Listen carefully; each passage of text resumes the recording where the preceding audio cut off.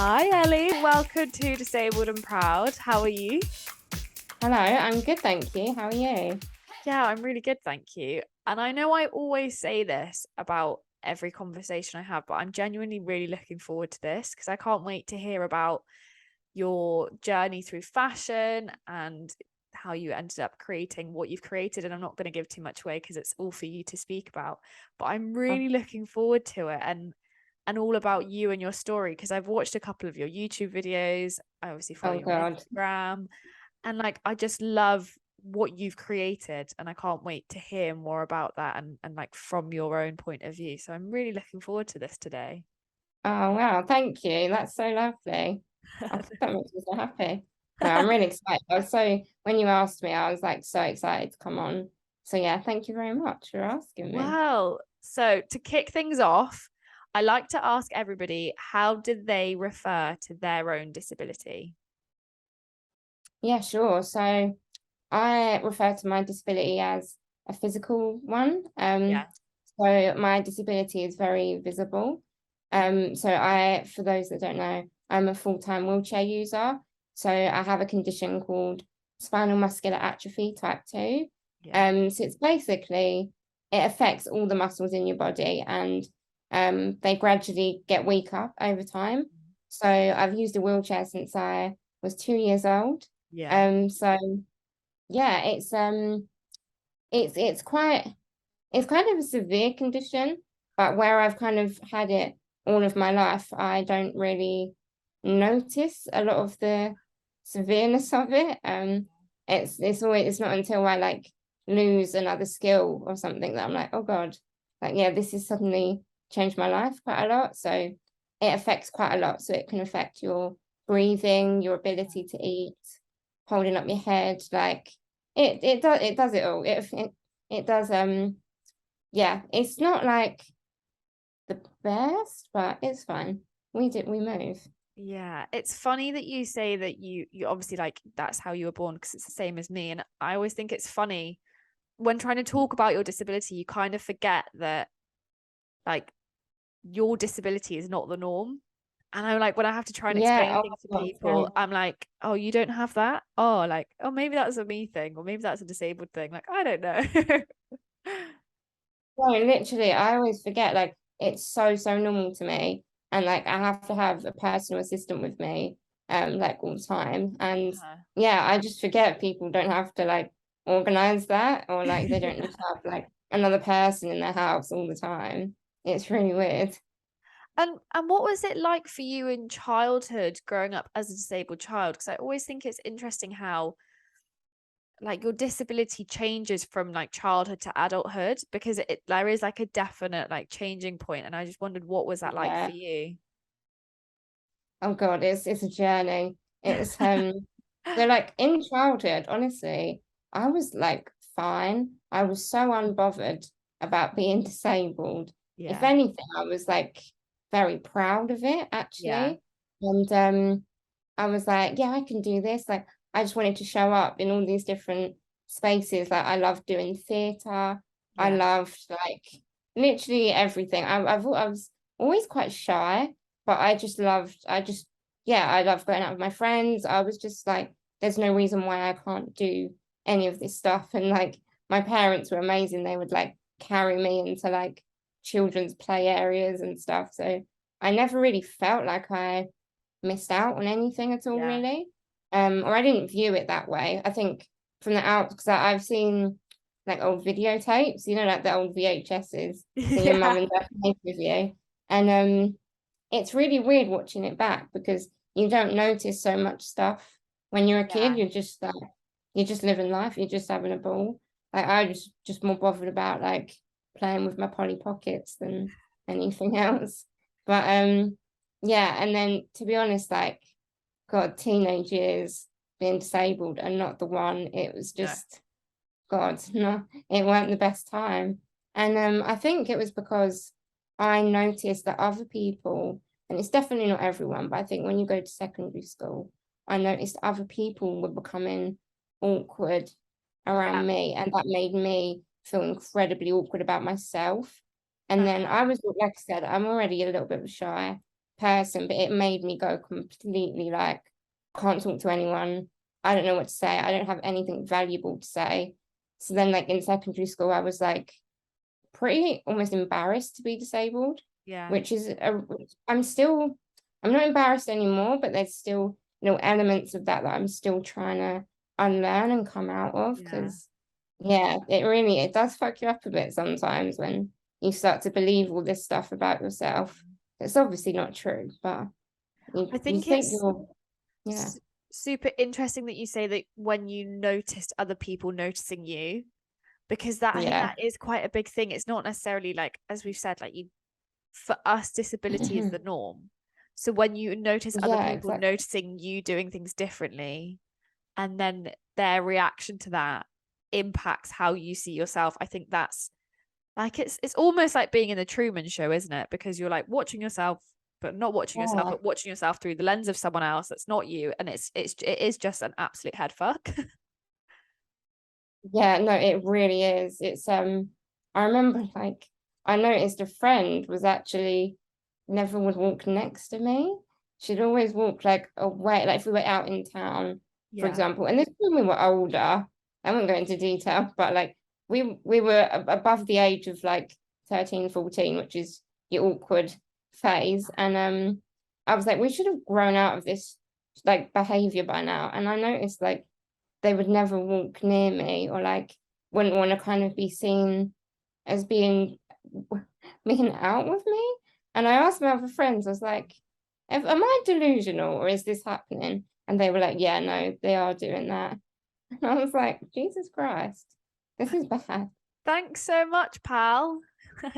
Good friend Literally. you are. I ain't pals no more. You'll be pleased to hear.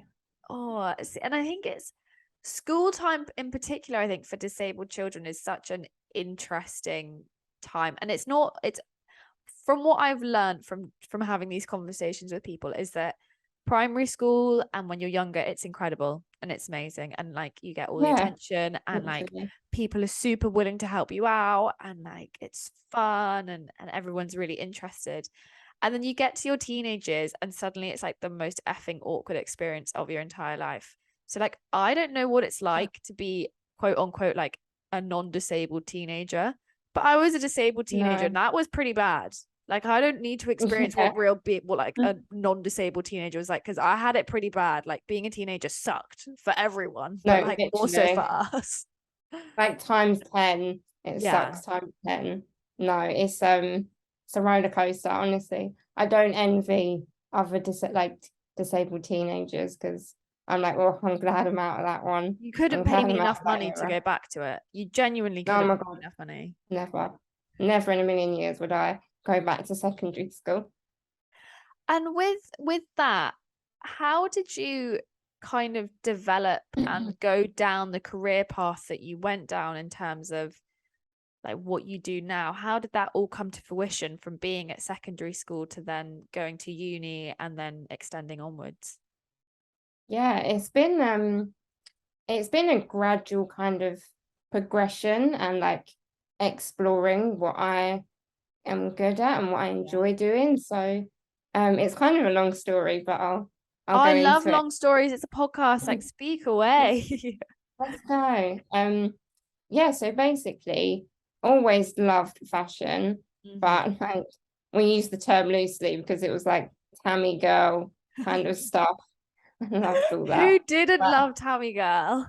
Literally, what an iconic brand. But yeah, so like always loved fashion. It's always been very, very important to me to make myself look how I feel, because I think this is going off topic, but like I feel like I have so much little control over my body, and fashion was always the one thing I was like, I can make myself look exactly how I feel. So yeah, it's always been such an important thing to me. And so when I was about 15, I got an email, and I never checked my emails ever. So it was one of those moments that was like just meant to be. Like who checks their emails when they're like 14, 15? Nobody. No one. And it was from a charity for disabled like teenagers, and they were offering work placements. And I just had a little flick through because I had just done my work experience with school, and it wasn't a vibe. It wasn't it. Wasn't for you. Weren't for me. And they had a work placement at, Diesel, the fashion brand. And I was like, that sounds like a bit of me. I'm gonna go for this. So I signed up for it, and I got it because there was only like 3 of us that applied to do it. And so for like, I think it was a week in the summer holidays of like 2015, we went to the Diesel head office, and oh my God, ever since then I was like, this is the industry for me. Yeah. And I think what made it was that the people that worked at Diesel that were like mentoring us and like doing our whole work experience, they were honestly incredible and so accommodating, and they never made you feel like you were in the way or like you weren't wanted there. And because we were all disabled as well, we were all wheelchair users, and I think to be three wheelchair users in a big like high fashion brand, and them to be so lovely to you, like I know people should be lovely, but we know that ain't the way of the world. But I can't stress how much of like an incredible experience it was, and it actually made me believe in myself so much that like I can do this. And they were also really lovely in giving me like reassurance that I am good at this. So basically, whilst we was there, we had these conversations about like maybe starting like a clothing brand for people in wheelchairs or like disabled people in general. And yeah, so we were like coming up with all these names. Originally it was going to be called Access All Areas, and I was like, cool. I thought of that, I was like, I'm proud of that. And yeah, but like the minute we started talking about it, I was like, this is the best thing I've ever heard of in my life. And I think what I was more focused on, which is funny because it's now manifested into what I do, is the promotional side rather than the clothes. So I would always imagine like putting on these events or doing like photo shoots, and I could just envision this like brand image or like community. And I couldn't leave it alone. I was like, no, this is special to me. It was like a feeling rather than it. To be honest, I wasn't really that into designing clothes, so I thought I was. So yeah, from there I went to college and I did fashion, and there was a big focus on design. But whilst I was there, I kind of figured out like I think it is more like fashion photography, styling, promotion that's for me. It's actually what I'm better at, because pattern cutting, I ain't got the brain for that. It ain't for me. So yeah, from like college era, I got into uni to do fashion communication. I'm actually going back to do my final year next week, so that's super exciting. Yeah, but so yeah, basically what I'm trying to say is, so what I do now is I run Look Deeper Zine. So it's a zine by and for young disabled creatives or just disabled creatives in general.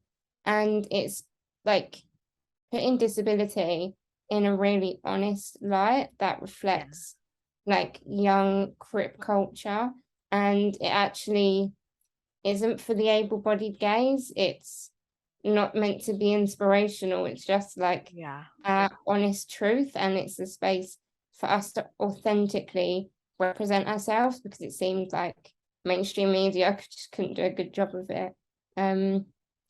So yeah, like basically the idea that we had at Diesel, even though it was a clothing brand, it's always been the same feeling and it's had the same energy about it as to what Look Deeper is. So it's just been a gradual like involvement, is that a word? It's Evolution. just evolved. Evolution, that's the word.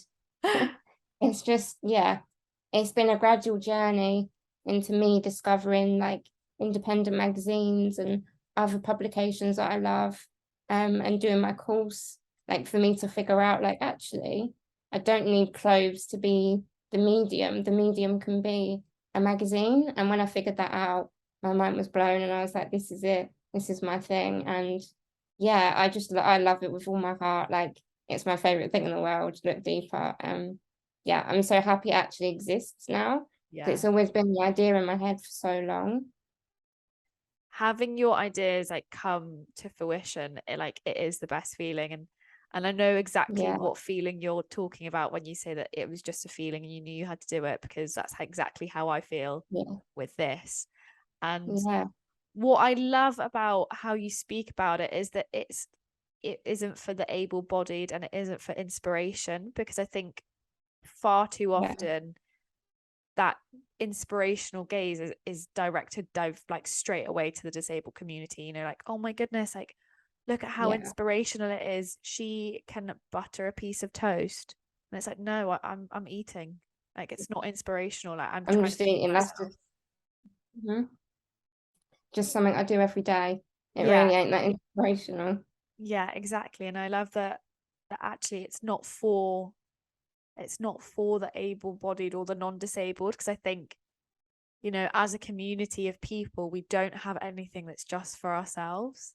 We are Yeah, constantly exactly. expected to share, and whether that be medical information, experiences, stories, gaslighting stories, hardships, Mhm. everything that a disabled person, it is almost like people feel like they have an access all area pass to ask them about anything and everything. And Yeah, I love the fact that it's for that community alone. And like, sure, able-bodied people or the non-disabled can read it and enjoy it, but it's not necessarily yeah, for them, which is great.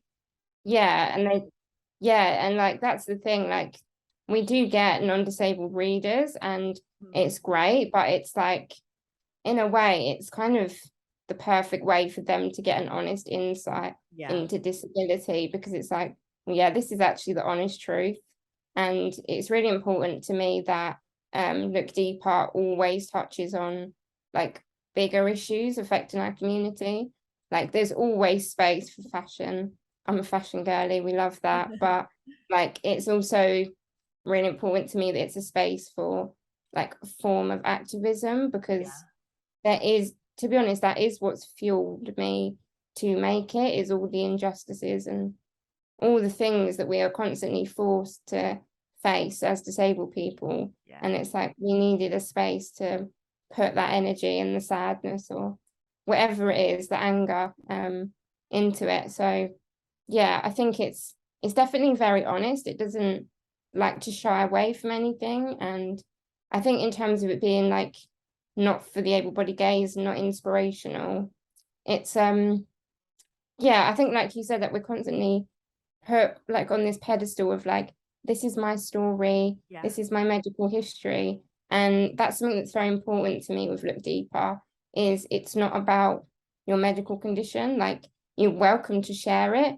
Anyone that contributes, like, they can tell us what they want, but there really is no need. You don't even have yeah, to tell me what your disability is. It's just more the experience that we want to hear. yeah.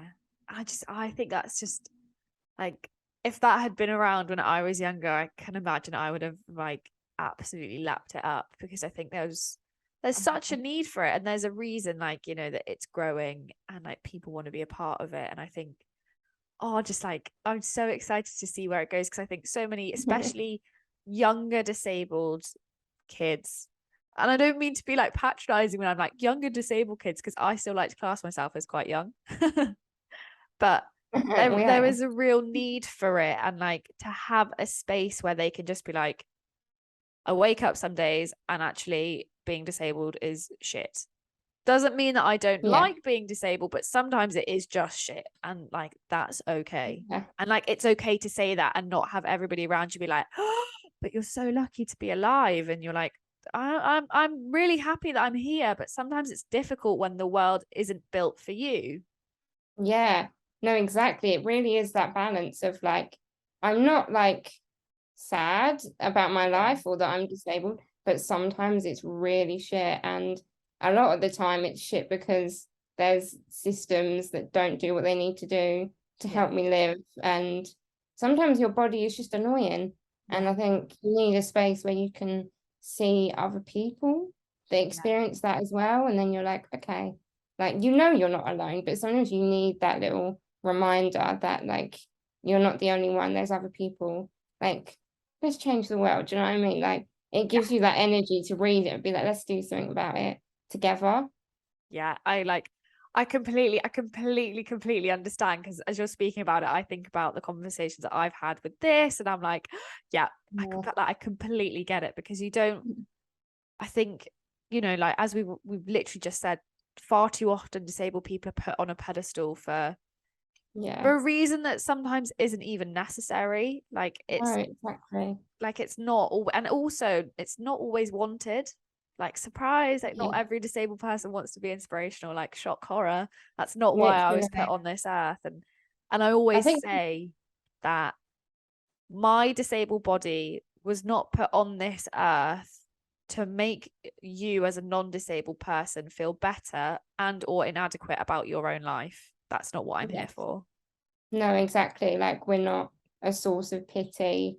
Like, we're not just there to make you feel like, oh, my life isn't so bad. Like, I think that's the thing I've noticed a lot is people really do, particularly like people with like quite severe conditions, and they look at you and they just think, thank God I'm not like you. Or they're like, oh, thank God I'm like me. And it's like, well, what about if you was me? Do you know what I mean? It's like, you need that space where you're like, actually, I am me. I was dealt this card in life. So yeah, let me tell you about it. But yeah, they just kind of, I've had that like a lot, where people almost think inspirational is a compliment. And I guess in some sense, like, yeah, if you love what I do, you just genuinely like me as a person, I'll take the inspiration thing. But if it's just because I get out of bed, I don't think that's a good enough reason. And I think it's just actually quite patronizing, and it's really not a compliment. This exactly. I think I literally wrote a caption the other day that was along the lines of, I'm not an inspiration because I turn up at the gym. If you think I'm an inspiration because of that, then like, that's wrong. But I personally hate that anyway. But like, if you see me as an inspiration, it's because I work hard, or like, I'm going after what I want. It's not because I'm disabled.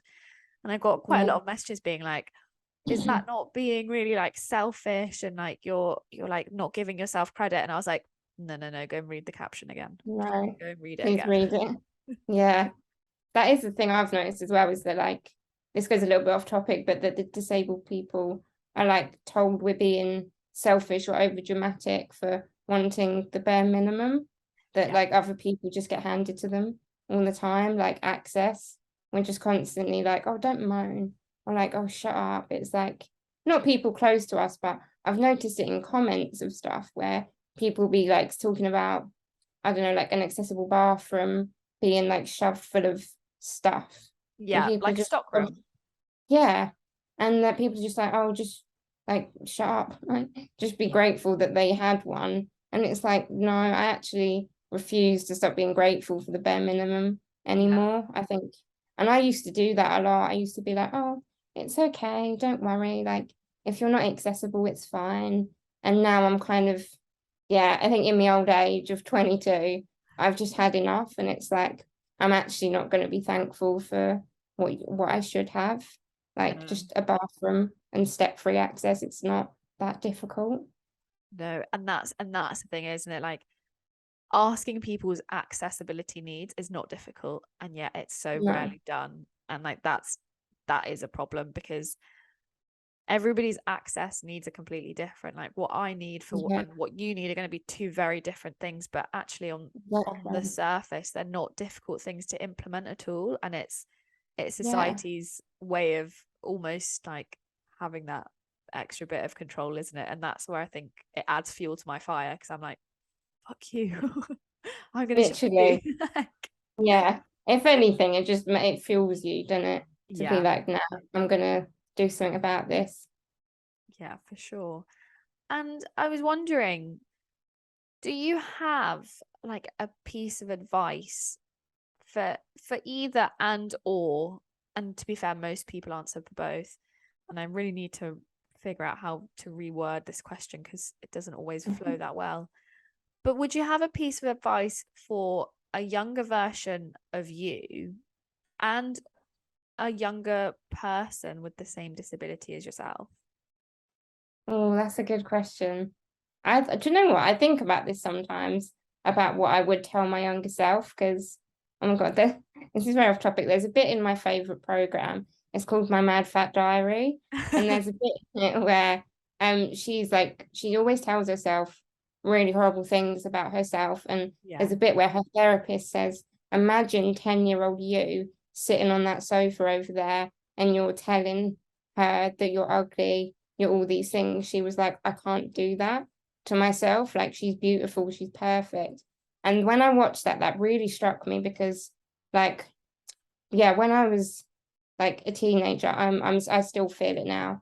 But like, I really do beat myself up a lot Yeah. about like where my body is and just general stuff. Yeah, I would say like be kind to yourself and remember that you do have to experience the world differently to non-disabled people, and like don't beat yourself up if you can't do something, or Yeah. if your body's not allowing you to do something, because I've done that for so long and it isn't productive. Like if your body looks different or whatever, I just constantly compare myself to non-disabled people, and it's not healthy to do that, and Yeah. it doesn't help you at all.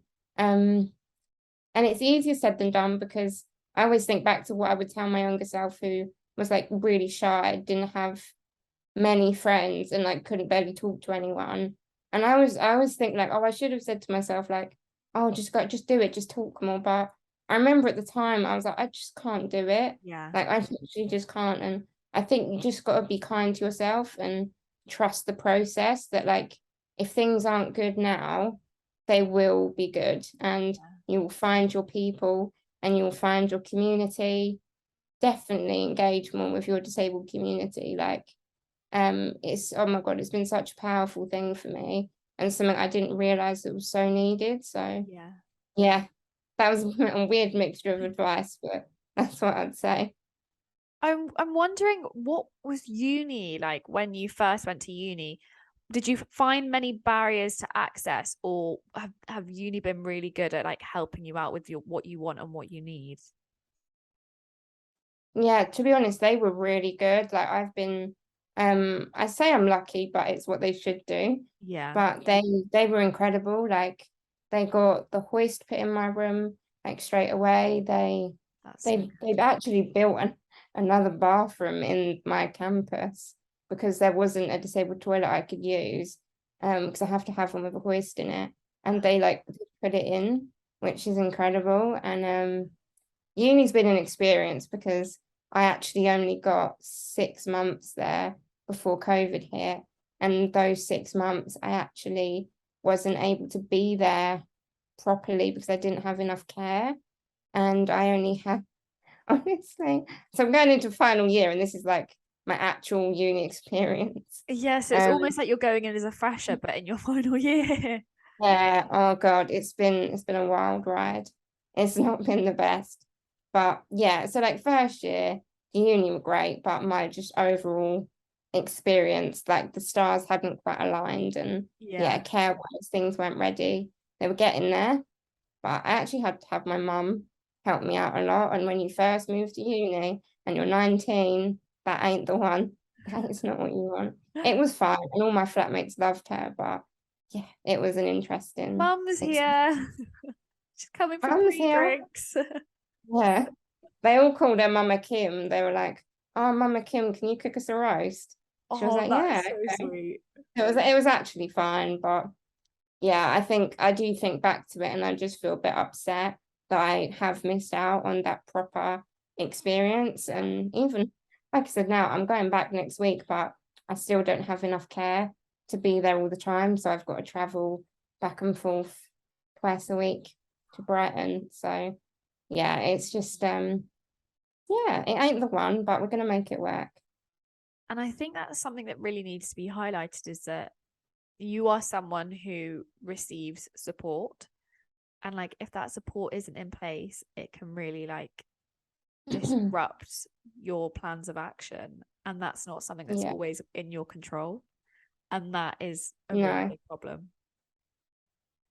it's massive. Like there's a really big care shortage at the minute. I know so many people that just cannot find personal assistance. Yeah. And it's actually something that's kind of been upsetting me a lot recently, because I'd kind of never really been that bothered on it. And I'd always, like a few years ago, I had a consistent team of personal assistants, so everything was fine. And I've always been quite lucky in the fact that I've never had a high turnover of staff. People have Yeah. often stayed between 10 and 4 years, or like 10 or 2 years. I've been very lucky, but I've noticed it like recently that I'm like, I kind of suddenly realize how much I'm so dependent on having people working with me, because my life literally does stop. If I've got no one to work, I have to be at home with my mum and dad, and I pretty much don't really get to go out because my parents have to work.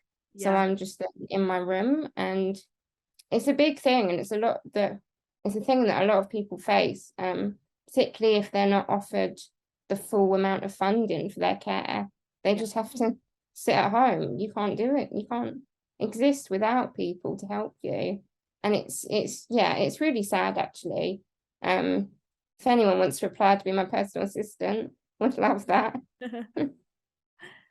And this actually ties in quite nicely to what I was going to ask next. And like you said before, if you're going through hard times, kind of keep going, because something good is going to come out of it. And I was wondering, during those hard times, have you noticed like a positive attribute about yourself that when you look back and you think upon reflection, you're really proud of yourself for how you, I don't know, for how you stayed so strong, or how you have a really funny sense of humor? Or is there something that you found that you've got and you're really proud of that? I think one thing I have noticed in myself is I always make sure people are aware that they are valid and that I'm really listening to them. Because I remember, like in school once, it's such a little thing, but it stuck with me.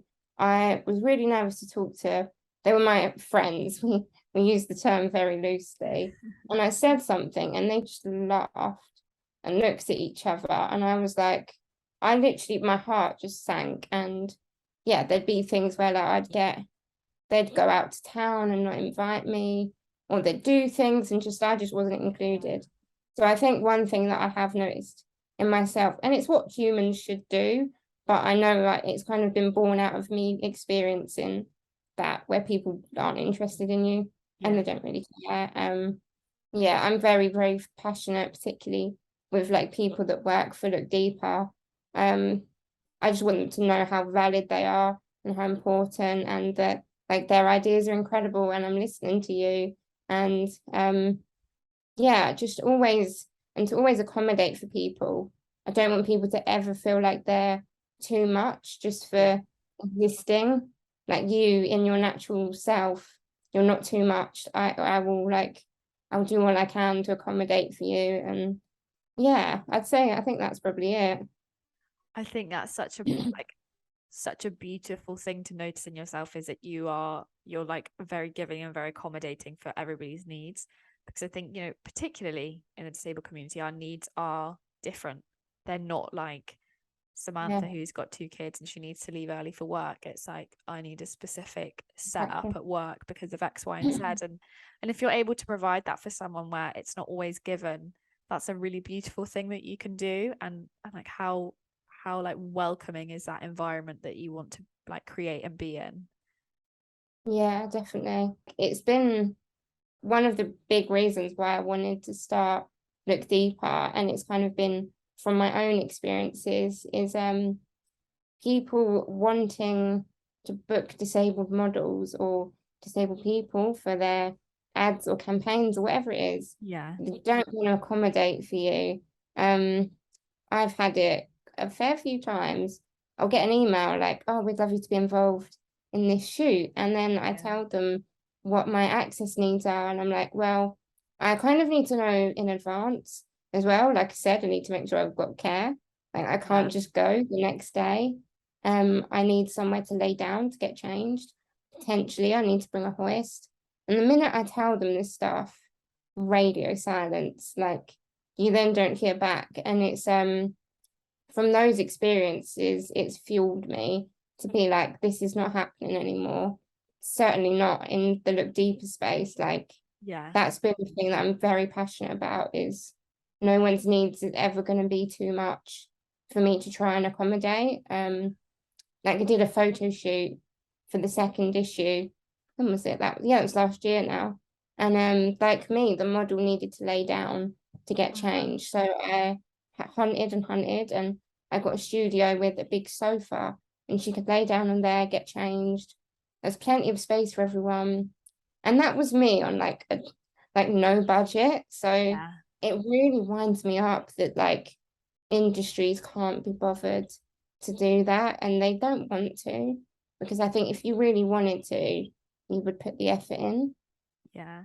And what's it like trying to like run Look Deeper and going to uni? Like, is it hard to make the two coincide, or is it relatively easy? What's that like for you? Well, it's kind of I've not had to do it too much, because Yeah. basically when I was in first year, that was actually how Look Deeper became a zine, because we had a project to create a zine, and I was like, oh my God, this sounds good. I'm up for this. And yeah, so actually the first time I made an issue of Look Deeper, it was actually for uni. And then like I figured out how much I loved it, and like how well received it was. So I was like, I'm gonna carry on. But yeah, I've actually been on like a placement year, and that was when I brought out. So I brought out issue 2 in January, and so I was making it all of like summer last year over Christmas. Yeah. And then the third one, which we're currently making now, we've been making it all of this summer. So I'm hoping that by the time I go back to uni, things would have settled a little bit, because I think it would be a lot to do both things at the same time. And it's something that I really wanted to push myself to do, but I've come to the realization like I can't do it all. And I Yeah. think that's okay to realize that, like, you've got to stagger yourself a bit more, as annoying as it is. Like when you are disabled, it's like you do have to take time to rest more than other people. Yeah. As much as I would love to do Look Deeper and uni at the exact same time, it just doesn't fully work. But I mean, Look Deep is still gonna be about when I'm at uni. We just won't be like actively making an issue.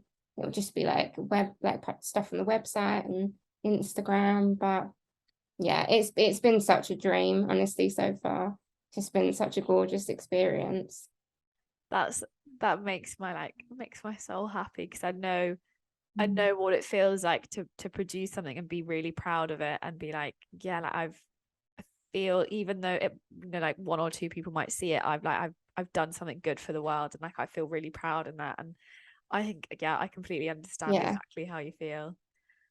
So I ask every single guest, do they have like a particular set of like annoying questions that random people can ask them? And I'll tell you what mine is. So recently I had someone ask me if they could cut up my food when I was out at dinner. Like a waiter was like, can I Oh cut the my food for you? God. And I was so like taken aback. I was like, no, I'm good, thanks. No, thank you. Yeah. I've Yes. I've I've never had that experience before. And I was so taken aback, and I was like, and the more you think about something, you're like, there are so many reasons why that's so wrong, but also really funny. Do you have any Yeah. questions that you get asked that are like that for you? Oh God, I've definitely had such a mixture over the years. Yeah. I've had I mean, you always get, it's not a question, it's more like a unfunny statement where they're like, oh, can I have a go? Because like, they don't mean it, but they're like, can I get in? And it's like, it's not funny. And no, you can't, because where am I gonna go if you get in my chair? Um, oh God, I've had so many. I've had ones where they're like, do you want to race? That's normally like older people all the time. Like, oh, let's have a race. It's like, I'm not 5. No, thank you. Like, we are not race cars. This is not how it works. This is how I This get ain't it, literally. No, thank you. Yeah, it's just been, God, I can't even tell you how many I've had. I'm trying to think now. And weirdly, I've get people like try and push my chair, and my chair is very visibly electric, and they'll be like, "Oh, you can move it yourself." So yeah, you just saw me come in the room.